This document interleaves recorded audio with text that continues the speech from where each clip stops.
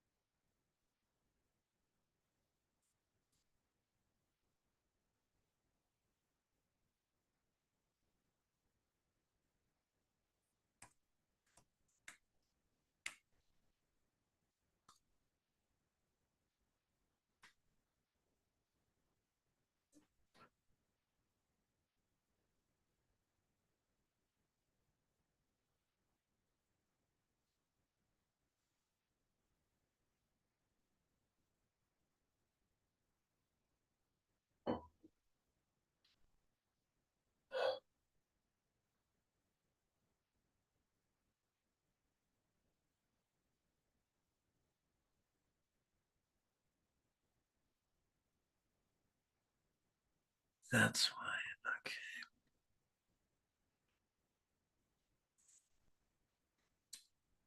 Let's go over here.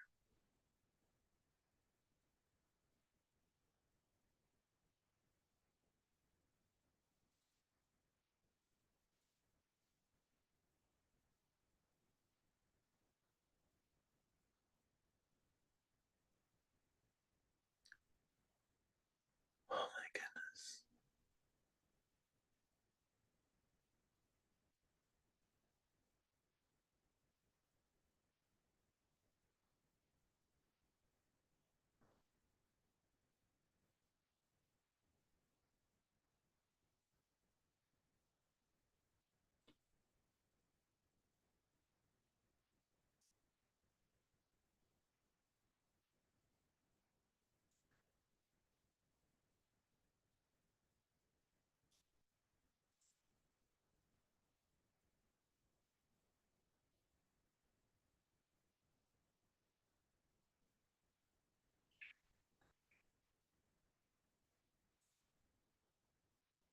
Paste.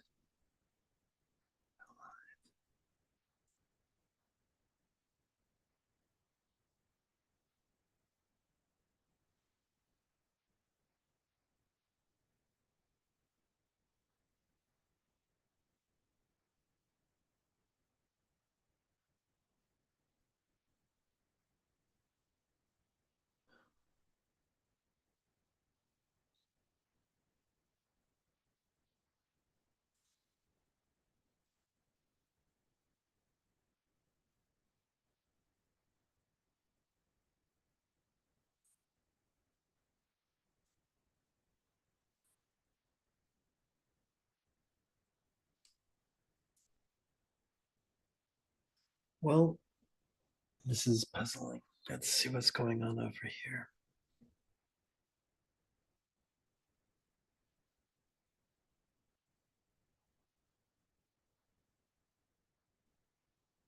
Okay, so despite what Zoom says, it appears to be working.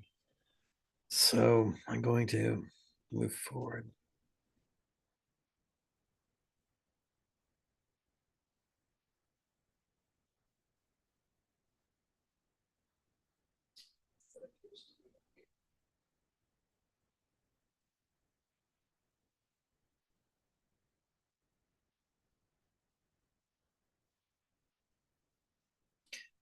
Okay, so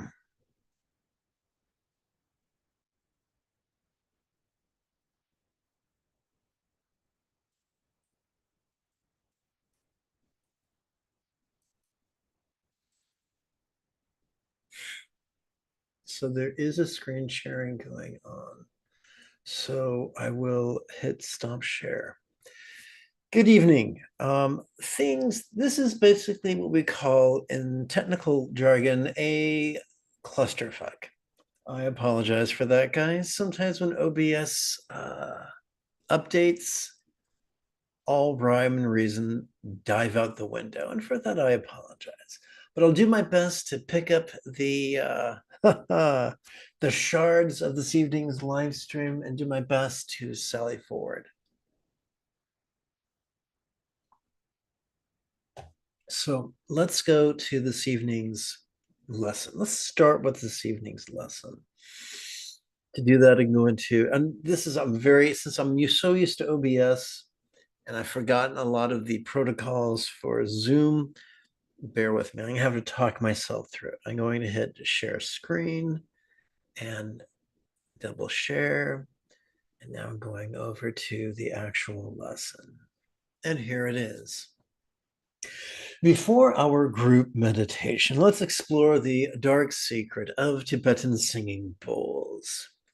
When I was but a child, a inconvenient child, a neurodivergent child, my mother would often be beside herself, and for I would often gum up the family's plans, and she'd turn to me and start to sing the party pooper song.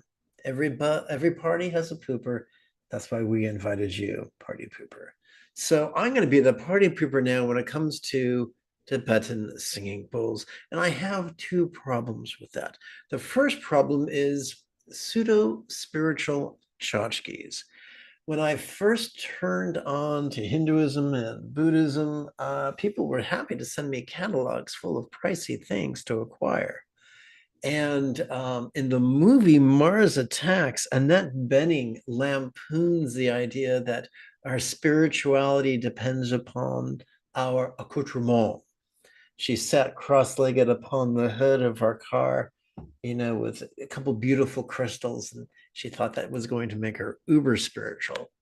But there's a problem with the accoutrement. The first problem is concentration.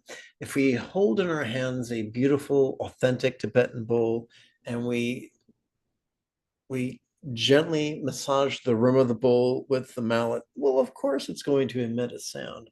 And as humans, our tendency is to notice the sound and concentrate on the sound. But what is the problem with concentration? Neuroscience. Neuroscience tells us that when we concentrate, we activate the under part of our brain, the amygdala, the seat of fear and aggression, which is antithetical to empathy. The very mechanism of concentration is a yang category in nature. Very active concentrating is an act of indulging our tendencies to be rigid, fearful, controlling, and these have a deleterious or deleterious result on our spirituality. It is the opposite of mindfulness. Mindfulness which is flexible, mindfulness which is laid back, mindfulness which merely notices whatever comes up, which notices vulnerably, passively, viscerally, and randomly. So working with Tibetan style singing bowls trains our brain in a manner antithetical to mindfulness. But wait, there's more. Now, if you were to tell me that when you play with your Tibetan style singing bowl, you access a very specific state, I would not argue with you. There are many devices that we can use to control the state of our brain. But notice the word control. There's a wonderful phrase, a bird in a gilded cage is still a bird in a cage. We can sometimes set up circumstances in which it's remarkably easy to feel peace. But that's not what the spiritual path is about. Buddha taught a path wherein we learn to work with whatever befalls us, whether it's convenient or inconvenient, comfortable or painful, interesting or boring, whether it is coalesced or scattered, whether it is nurturing or sadistic. Setting up contriving a space where there is absolute perfection and there is no distractions does not train us to be resilient. So upon the Buddha's path, upon the path of meditation, our job is to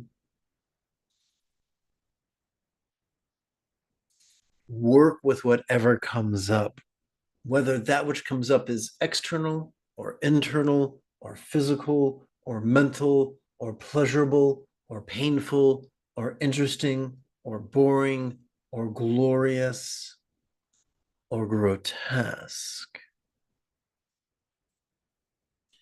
So neither concentration nor a gilded cage aids us in our training. And towards that end, I look forward to training with you this evening in approximately 90 seconds.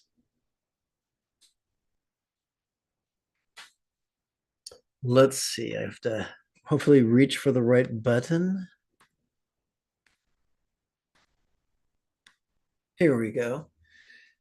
This is Lama Jigme Gyatso of the Buddha Joy Meditation School. Welcome to Meditate Like a Jedi, which is made possible due to the generosity of viewers just like you through Patreon, whose link could be found in the description area below the video.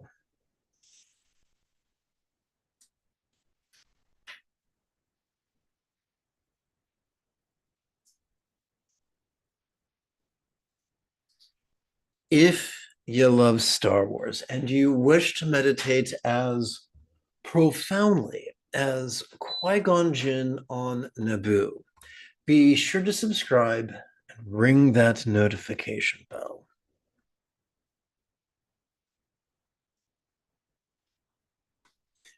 Good news. If at any point during this evening's live stream you have a specific question about Buddhist meditation, Buddhist philosophy, or how to apply them to your life, simply type the question in great detail in the chat window. Now, if you are watching on a laptop or a desktop, the chat window will be on the right-hand side of the screen. However, if you're watching on your smartphone, it'll be in the area below the screen.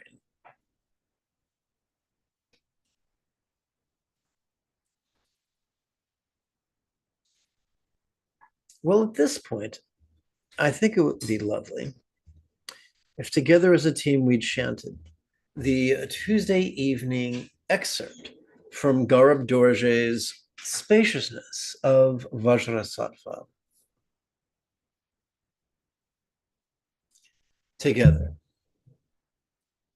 Some meditators strive to put their minds into a thought-free state, thinking this gives them access to something subtle. They isolate themselves in lonely places. Examine closely, this seems to be a form of conceptual meditation. Thinking in terms of causes and results, such seekers strive to transcend this world. They reject the bad and accept the good. Although non-dual wisdom already transcends dualities like bad and good. Clinging and indifference are concepts so to echo like as anything in between. Joy and sorrow arise from the same source. So declares Vajrasattva, refuge of all. Where else could aversion, attachment, and anger arise, except from the luminous energy of mind? Objects of pleasure are also just this, formulations of the energy of the light of wisdom. So this is deeply metaphoric. So when we say the light of wisdom, what we mean is this: any emotion, whether pleasurable or painful, is just an emotion. Any perception, whether ugly or beautiful, is just a perception. Any thought, whether troubling or peaceful, is just a thought. Any memory, whether comforting or painful, is just a memory. Any imagining, whether glorious or grotesque, is just an imagining. So we're not talking about lying to ourselves about what we speak, what we perceive or experience. We're talking about a radical form of non-duality, where we move away from the specific and go to the generic. In other words, instead of saying That's beautiful, that's ugly, that's perception. So saying I'm feeling anger or love, I'm feeling an emotion. So by using non-dual nomenclature or terminology, we're able to free ourselves from the habit of forever pushing at some things and reaching for others.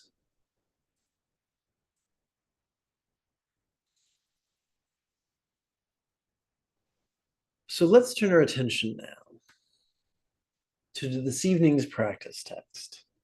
And by the way, everything that all the class materials are available for free download on the website using the appropriate links in the description area below the video.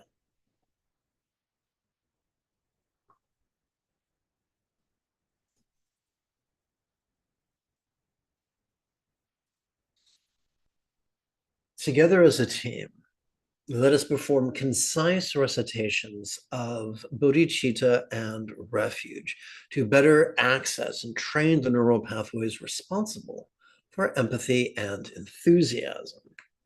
Please chant with me. May I liberate all beings by relying on the three jewels. May I liberate all beings by relying on the three jewels. May I liberate all beings by relying on the three jewels. We come now to mindfulness and meditation, which are known by many terms, including proto-Zen, Zen, Chan, Dhyana, Mahamudra, Mahasandhi, Ati Yoga, Dzogchen, and Treksha. Despite the fanciness of the names, the technique is remarkably easy. During our inhalation, we practice mindfulness during our inhalation by perceiving in a manner best described as vulnerable, passive, visceral, and random.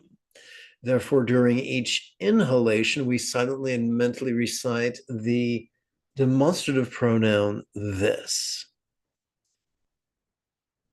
And as such, we wind up noticing all manner of things: sights, sounds, sensations, flavors, scents, and the like, including emotions, intentions, thoughts, memories, and imaginings. Now, what are we to do with that which we notice? We meditate upon them, but how do we do that?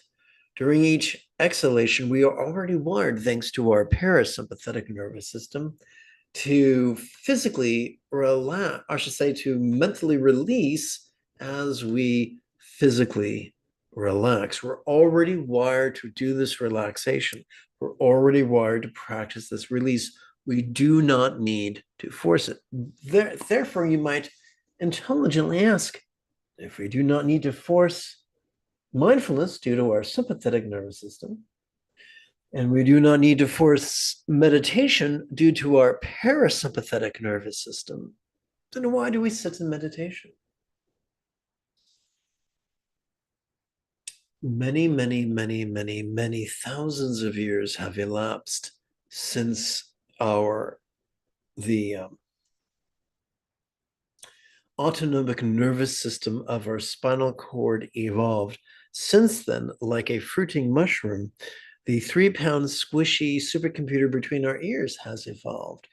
And in all that time, in all that ever increasing complexity, our intention often becomes divorced from the ancient programming of that autonomic nervous system. As we sit in meditation in an impeccable posture, we allow our intention to harmonize with the awareness and acquiescence of our sympathetic and parasympathetic nervous systems, accessible through each inhalation and exhalation. And now, my friends, together, let us sit and enjoy a meditation.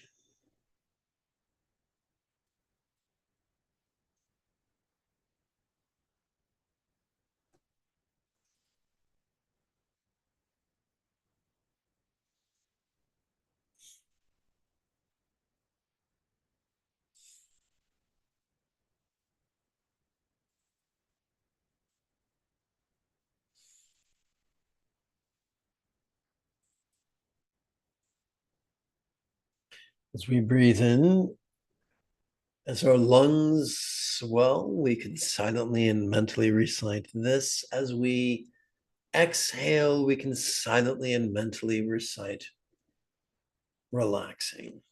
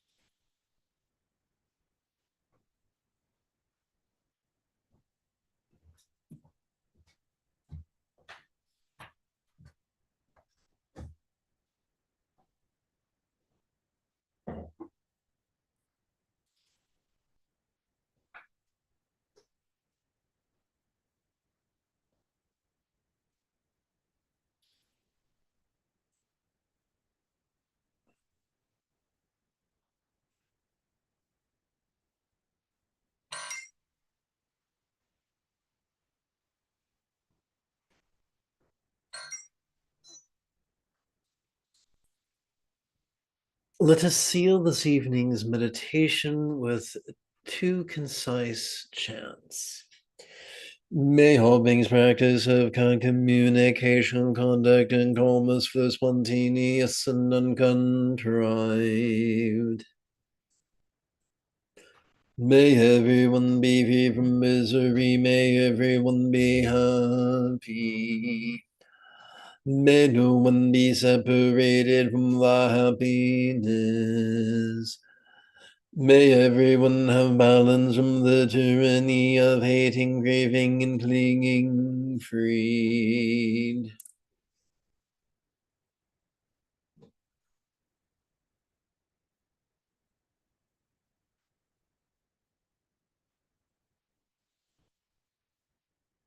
If you feel that I have earned it, you could type something in the chat window. You could give this live stream a thumbs up. You could share it with a friend.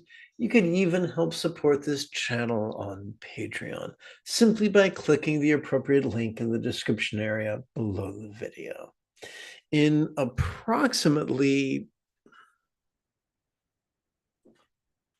10 and 2/3 hours, I would very much like to return to lead tomorrow's early morning lesson and meditation. Until then, may you and yours be happy and healthy. And if you are as geeky as me, this is the way.